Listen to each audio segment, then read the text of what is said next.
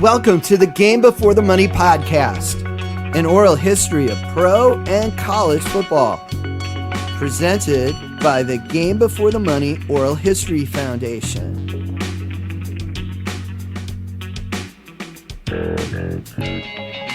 Hi everyone, I'm Michael Jackson. This is episode number 2, featuring Green Bay Packers Hall of Fame guard Jerry Kramer. In episode 1, Jerry covered his early years in high school and college, as well as his first 2 seasons in Green Bay. In this episode, he and I will go over Green Bay's championship years under head coach Vince Lombardi.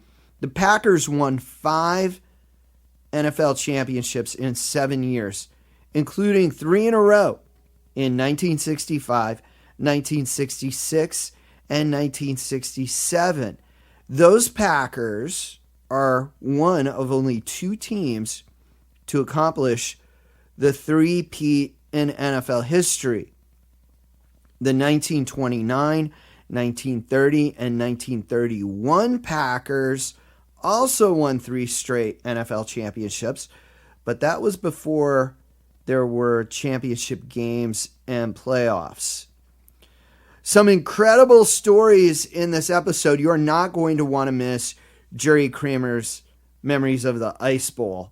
Please remember that the Game Before the Money Oral History Foundation is a 501c3 nonprofit.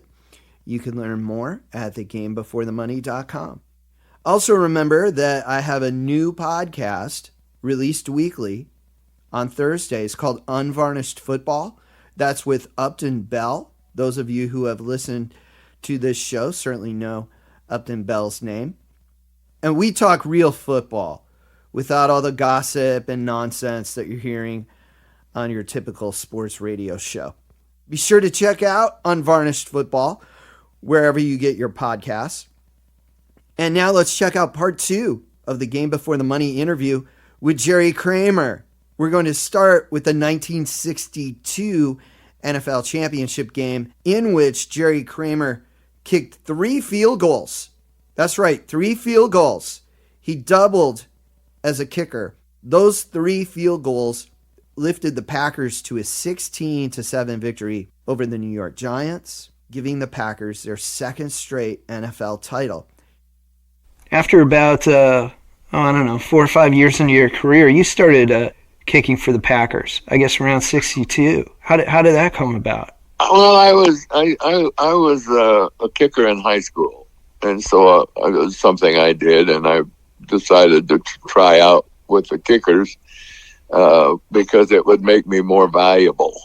And I didn't know how good I was or where I was going or what I was doing, but I knew I wanted to play. And if I had a second talent, they would probably keep me if everything was equal with this other guard. Then they would, and he couldn't kick. He didn't have a second talent. They would probably keep me. So I started backing up the kicker the first year. And in 62, Horning was our kicker, and he got hurt. And I kicked, I think I kicked 9 field goals out of 11. You did. Yeah, that's exactly it. Yeah, and then I kicked 3 in the World Championship game in Yankee Stadium, which was an incredible thrill and an incredible experience. Yeah, that 62 championship game, I did want to talk to you about that game because, first of all, the elements were really bad. It sounds like it was really cold and a heavy wind that day, and it was just as cold as it was in Green Bay a lot of the time, it seemed like. Yeah, it was a difficult day, and Yankee Stadium was so magical. It was such an incredible venue, to have a punk head boy from Sandpoint, Idaho, be in Yankee Stadium was an unmeasurable thrill. And Coach came up to me in the locker room. He said, "Jerry, take 3 or 4 of the young boys out and walk them around the stadium a little bit. Try to get them used to being here." So I had Tommy Joe Crutcher, who was a linebacker from Texas, and 3 or 4 of us went out and walked around, and Tommy Joe goes, "Boy, this place would hold a lot of hay, wouldn't it?"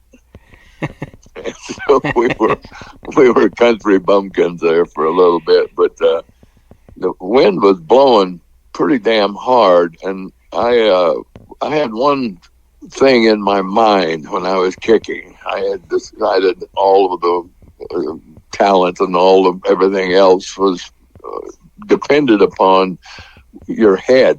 If your head came up early, your kick would normally be bad. So I wanted to focus on the ball and get through the ball before my eyes came off of it. So the first kick I made, I kept my head down and the ball went up, and I'm exaggerating the focus. I'm doing more than I need to do, but make sure I do it. So when I looked up, the ball was outside the goalpost, but the official was raising his hands as if it were good. And I looked at Bart and I said, "What the hell's he doing?" And he said, "Shut up and get off the field." I said, "Yes, sir. Yes, sir." So it had gone through the uprights, but the wind had blown it so hard that when I looked up, it was outside. So I get up for, I think, the third field goal. We were up like 6 points, and this would make us... Yeah, I think it was 13-7 you guys were up. Yeah, and if I made the last field goal, it would be a 2-score game. I realized what I was doing and the importance of the kick. And the wind, again, this is maybe 40-yard kick or 35, 37, something. But I aimed 10 yards outside the goalpost and believed that the wind would bring it in. I had no real practice or didn't know exactly how strong the wind was, but I did aim outside the goalpost about 10 yards, and the ball came right down the middle. It just came up, turned when it got out, and turned and came into the goalpost, and I felt like a running back or a quarterback when the guy pounded me on the shoulders and hugged me and carried on, and we won the ball game, and the team voted me the game ball. The writers voted Nitschke the game Corvette. So that's the life of a lineman, right?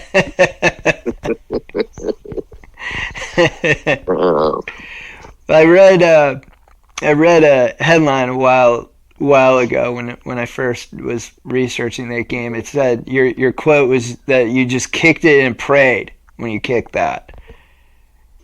Yeah, that last field goal. Yeah, that was a big moment, and I had to believe in myself, and I had to believe in the wind, and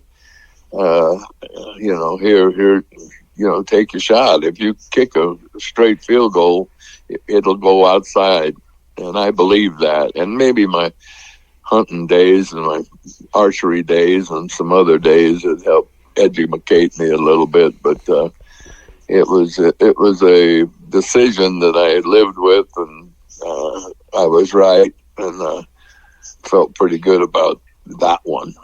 Yeah, and that was a rugged game, and you were up against Dick Mogilewski, I guess. Little Mo. There was Little Mo and Big Mo. He was Little Mo, and a good guy, nice guy, but pretty good football player. You're right. You were up against him again. I think he was playing for Cleveland when you guys played in the '65 championship. Yeah, we had a pretty good day that day. I remember we had Horning and Taylor both had almost 100 yards, or each one of them, and so we had a big day in the line and took care of business. Yeah, and that was a really muddy day. Yeah, it was a sloppy day. It was a windy day too. We were in the weather at the end of the season, of course. How did that affect your running and everything, and standing up the mud, or? Not so much, you kind of understand where the hell you are, and that you're going to be slipping and sliding a little bit, and don't let it bother you. Don't let it slip in a critical spot. And so I've been an outdoor guy for a long time, and so I'm used to the mud and the slop and the wind and the rain and the elements, and I enjoyed the elements, really. I just thought that was the way football ought to be. And I remember pulling out on that sweep a number of times and making sure I got my man, and I believe I had a pretty good game. I've always been comfortable with that.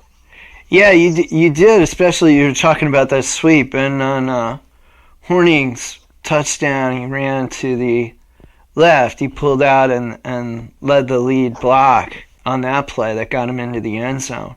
Paul was a brilliant runner, and he was not some of the younger boys that were really fast. Paul was just a little bit faster than me, and it was I would run a 5 flat, sometimes a 4.9, and he would run a 5 flat, and sometimes a 4.9. But he would set you up. His instincts were so good that when he got to that magic spot where the defensive back or the linebacker or whoever it was had to make a decision, he would take a step, say, to his left, and the guy would commit, and then Paul would come back to his right. Oftentimes, the guy would just dive at Paul, and I would hit him or occupy him, and Paul would go in for a score. But he was a brilliant ball carrier, and he threw the ball well, too, so he was quite a package. He was an all-around player. Yeah, he was. And Taylor was more of a straight-ahead north-south guy, from what I understand. No, he was a guy that turned the corner, and if he saw a back coming at him from his right side, he'd turn and run toward the defensive back. And Coach Lombardi was so frustrated with him. What the hell are you doing? You're supposed to run away from that guy. Well, you got to sting him, Coach. You what? You got to sting him. I don't want to sting him a little bit. I don't want you to sting him. I want you to gain yards. Jimmy and Paul were a little different, but Jimmy had tender thighs. He had big thighs, and he would turn and head toward the defensive back and give him a knee or a thigh, and oftentimes run right over the guy. And he couldn't help himself. That's what he was doing, and that's what he was wanting to do, and that's what he liked to do. He loved that physical contact. Yeah. And he was quite a package, He knew where the hell he was, and he had his foundation under him, and he could bring that thigh up and hit the guy's helmet or hit the guy's shoulder and knock him down or just run right the hell over him. Jerry Kramer and Jim Taylor were both drafted by the Packers in 1958. You can hear Jerry talk about his rookie season in the previous episode of the Game Before the Money podcast. You can read Jim Taylor's stories and his memories of his own rookie season and the Packers championship years that he took part in the book, The Game Before the Money, that is published by the University of Nebraska Press. The Packers backed up their 1965 NFL championship game victory over the Cleveland Browns with the victory over the Dallas Cowboys in the 1966 NFL championship game. That was at the Cotton Bowl in Dallas. That launched the Packers into Super Bowl I, where they defeated the Kansas City Chiefs 35-10. 1967 brought another successful regular season to Green Bay, which lifted the Packers into the playoffs and eventually into the 1967 NFL championship game. That was a rematch against the Dallas Cowboys. This time, the championship game was played At Lambeau Fields in Green Bay, temperatures dropped well below zero, and the game is famously known as the Ice Bowl. Sports writer Dick Schaap paired up with Jerry Kramer to write a book and document the 1967 NFL season as it was happening. The book was titled Instant Replay and is a sports literary classic. Jerry tells us how the book came about. Dick Schaap called and said, Jerry, I've got a publisher that wants to do a book on the Packers, and I'd like for you to do it with me. And I said, Dick, I don't know anything about writing. How the hell are we going to do that? Well, get to a tape recorder. You tape your day's events, your attitudes, your conversations, your behavior of your teammates and your whole organization. Send them to me. I'll transcribe it. We'll talk about it, and we'll do it that way. And I said, well, what is there any money in it? And he said, yeah, Jerry, I think we can get a nice advance for it. And I think we got like $50,000, which was a hell of a lot of money at that time. Yeah, it was more than probably you were making playing football. Yeah, oh, yeah, unquestionably. I was making about $8. So anyway, we start with the tape recorder, and I'm looking in the mirror, and I'm saying, boy, you got to come up with some very long, multiple syllable words that are fitting of an author. If you're going to be an author, you got to talk different. You got to have some big, long words in there, and you got to do this and do that. And so I'm giving myself some to-dos. And the next day, we have a scrimmage for about an hour, and it's about 103, and it's a bitch of a day. And I come back and I look in the mirror again, and I said, it is what it is. And I don't give a rat's ass if they love it or hate it or how they feel about it. I'm going to say what I feel and what I believe and what I think. And that way I will not have to answer any questions or anything from anybody. And if they don't like it, they don't like it. But I'm not going to sit here and try to bullshit people about what I'm doing. I don't need to do that. So we went back and, found our foundation and our mind and our belief, and did what we thought. And I had the luxury of letting Dick Schaap decide which pieces to use, right? My dad was really tough on my ass and had a strap that he used quite frequently. And I started to do something about him one day on the tape recorder, and Dick said, Jerry, let's save that. We don't need that for this book. Let's save that for another time. Okay. So we took my father and his discipline out of that particular story and that segment, whatever it happened to be. But Dick would guide me and more of that. This is good stuff. This is really great.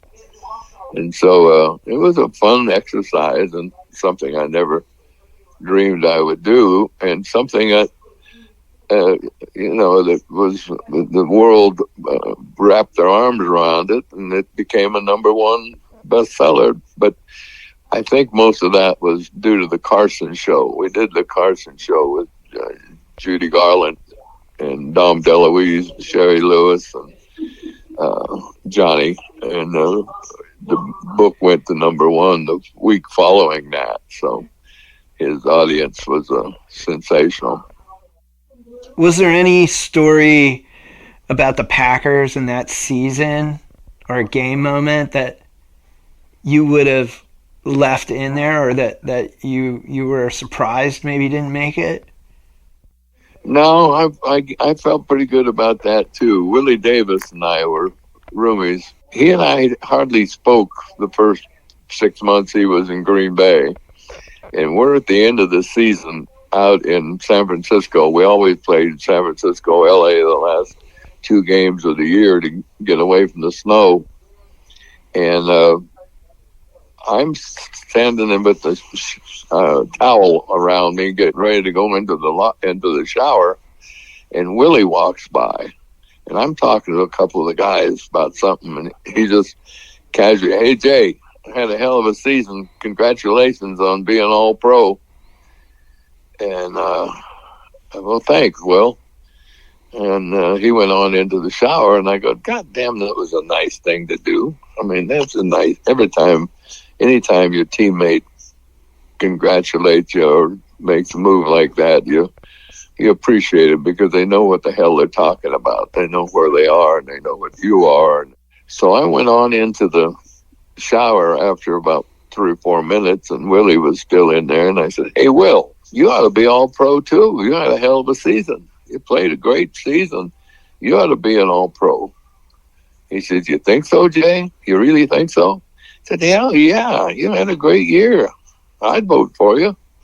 And he made all-pro. So we started a conversation, and it lasted for 20 years, I guess. He was a special guy and became one of my handful of my closest friends. And I had a room at his house in Santa Monica called the Kramer Suite, and it was upstairs looking out on the ocean. And whenever I'd go to LA, I'd stay with Willie. So we became really good pals, and he came up to Idaho, and I took him back in the back country on the wildest part of the Salmon River and the river of no return, and we caught some fish and camped and had a hell of a good time. So we did spend some time together. It's important to remember that this is the 1960s, a time of quite a bit of racial turmoil in the United States. And it was uncommon for white and black players to room together. Hall of Famer Jerry Kramer talks about his friend and roommate, Hall of Famer Willie Davis, and how the game reveals a person's true character. Yeah, that you guide your family in the Green Bay Packers, and you admire the guys who make the contribution, and you're pissed about the guys who don't. So you tend to judge a person by their contribution to the team and not their color. Color doesn't mean shit out on that ball game, out on that field. It's your game that counts. It's your contribution that counts. It's the kind of player you are. And we were all judged by the way we played and our contribution. And that's the way life should be, I believe. The 1967 NFL Championship game is one of the most famous games in the history of the National Football League. Perhaps the most famous. You likely know it as the Ice Bowl. The game was a rematch of the 1966 NFL Championship game between the Packers and Cowboys. This time, it happened at Lambeau Field. Temperatures were well below zero that day. The Packers trailed late in the fourth quarter and put together a tremendous storied drive to win. Jerry Kramer pulled off a key block in one of the last plays of the game as Packers quarterback Bart Starr scored the winning touchdown on a quarterback sneak. Here's Jerry Kramer telling us about his memories of that epic drive and touchdown. You talked about your big contributions during the 62 championship, but of course, probably most famously was in the Ice Bowl at the end of the game and that final block on Jethro Pugh. What do you remember about that drive? When you think back to it, what's the first thing that kind of comes to your mind? Weather, difficulty, Jethro, niche. we were down at the far end zone, and when the defense came off the field, we got the ball on maybe the 10 or somewhere in there, 20, but pretty much in our end of the field. And Nitch was late coming off the field. And Bart was in the huddle and waiting for everybody to get together and just about to call a play. And Nitch goes running by. He's trotting kind of. And he says, "Don't let me down, guys. Don't let me down." I got a shiver or two down my back and understood that was what everybody in the stadium was thinking and saying. We're running out of time. We had about 4 minutes, maybe 5 minutes at that time when we started the drive. And don't let me down. So we didn't do much that quarter, but when we, at that particular end of the game, when we got the ball, everybody kind of came to the senses. I had noticed that Jethro was much higher than Lilly or the other defensive linemen on Thursday in short yardage films. So I waited through 3 films, and it was consistent in all 3 films. And so I, "Coach, we can wedge Pugh if we have to." "What?" And he barked at me, and "We can wedge Pugh if we have to." He said, "Run that back." So I ran the projector back and said, "That's right, put in a wedge on Pugh." Well, you never know if it's going to be used, but your job is to point out the possibility.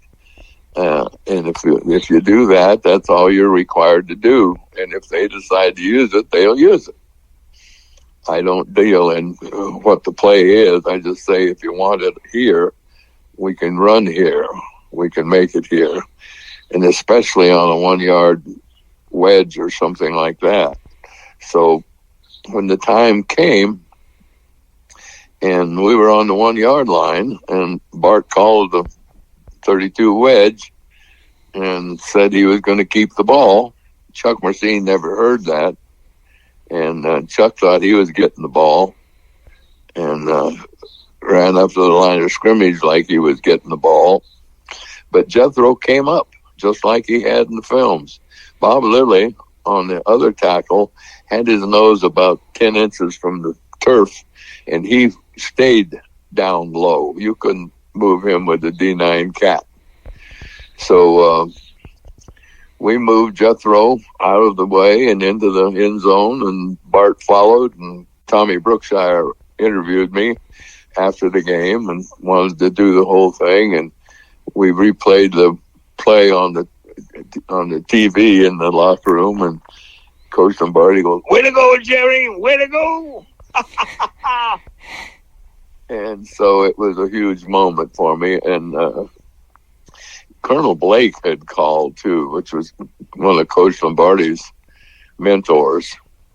And I told Brookie that the people didn't understand Coach Lombardi.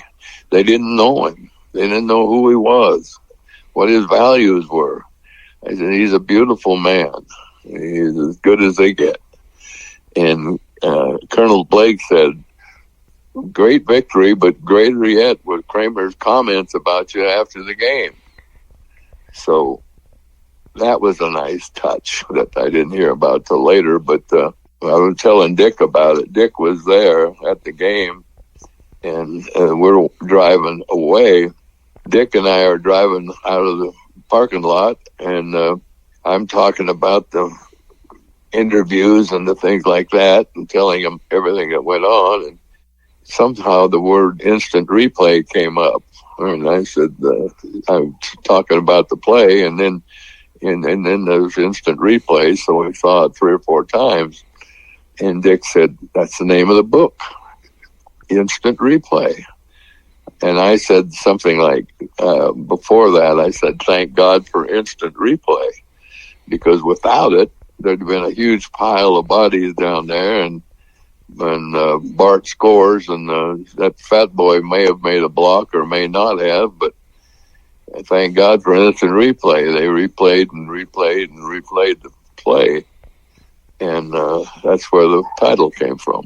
Wow. And you get to relive it every time you see it. Do your thoughts change now? Do you have different thoughts about it? What do you think when you see the play now? I'm comfortable with it. I did what I was supposed to do. Your head up, your eyes open, come off the ball sharply, almost anticipate. No penalties, no holding, just do what you have to do and do it well. I've got a job to do, and let's do it to the best of our ability. So I came off the ball, and Jethro came up, and we started moving backwards. The people I've talked to, when they talk about the end of that game, the footing was so treacherous and difficult. How did you find footing on that last play? Yeah, it was. There was. You could still get footing if you kind of squished your foot and whirled it around a little bit, kind of moved it back and forth, and not moved it actually, just kind of spun the toe, to where it would move down a little bit. So I did get good footing. I hadn't thought of that before. I don't think anybody ever asked me that, but I did. The field was soft the first half, and it froze up by halftime. So there were bits of it that were hard and frozen, and then there was still some of it that was a little bit mushy. And I think we were in a little bit mushy to the point that I could get footing. I didn't think about the footing very much. I got in and scooched my feet around a little bit and got some ability to come off the ball, which I knew I needed that. So. And next game was Super Bowl II, and Coach Lombardi's last game. Had he addressed you guys, letting you guys know that it was his last game? How did you find out that it was going to be his last game? No, we were down in Miami and getting ready to play, and he's at the podium. We're in a room with a stage and about 50, 60, 70 people with the whole team and the trainers and the coaches and the whoever. And so he's up on the podium saying, okay, bus is going to leave at this time, and we're going to be here, and then we're going to go there, and then we're going to do this, and I want you to get your head right. And he gives us a bunch of to-dos again, but he walks away from the podium, and he walks about 15, 20 feet away from it, and he stops, and he's kind of grabs his lower lip where he's thinking, and he turns around and he comes back to the podium, and he says, and this may be our last time together. And I looked at Willie, who I happened to be sitting with, and go, what the hell is that about?